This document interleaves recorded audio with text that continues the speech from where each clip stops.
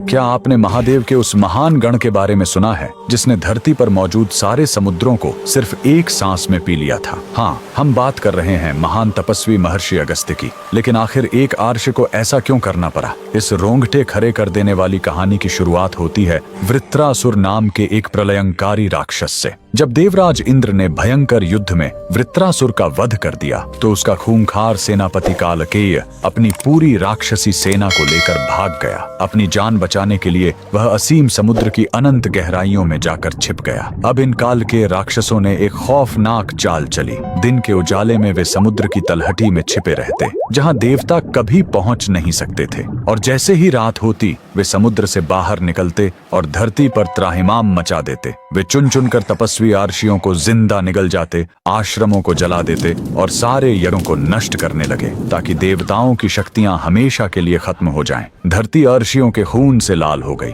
तब देवराज इंद्र और सभी देवता बेबस होकर भगवान विष्णु के पास पहुंचे। श्री हरि ने एक ही उपाय बताया, देवताओं, कालकेयों का वध तभी संभव है जब समुद्र सूख जाए और इस पूरे ब्रह्मांड में केवल महादेव के अंश और उनके परम भक्त महर्षि अगस्त्य ही यह चमत्कार कर सकते हैं। देवताओं की पुकार सुनकर महर्षि अगस्त्य विशाल समुद्र के तट पर पहुंचे। महर्षि ने महादेव का ध्यान किया और अपनी हथेली आगे बढ़ाई, और फिर ब्रह्मांड का सबसे अकल्पनीय चमत्कार हुआ। हजारों योजन में फैला वह गरजता हुआ असीम महासागर महर्षि के प्रचंड तपोबल के आगे विवश हो गया।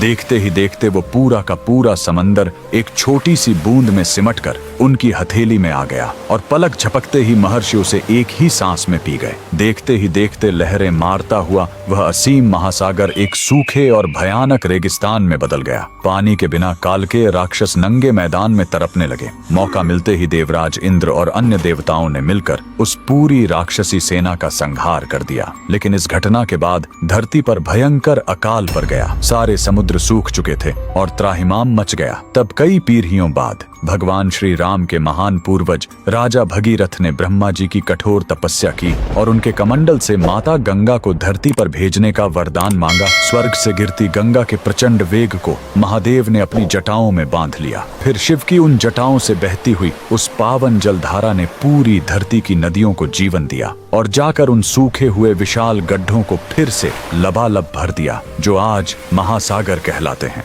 अगर महादेव के इस महान भक्त के तपोबल और माता गंगा के इस अद्भुत अवतरण ने आपके रोंगटे खड़े कर दिए हों तो कमेंट्स में पूरी श्रद्धा से हर हर महादेव और जय गंगा मैया जरूर लिखें।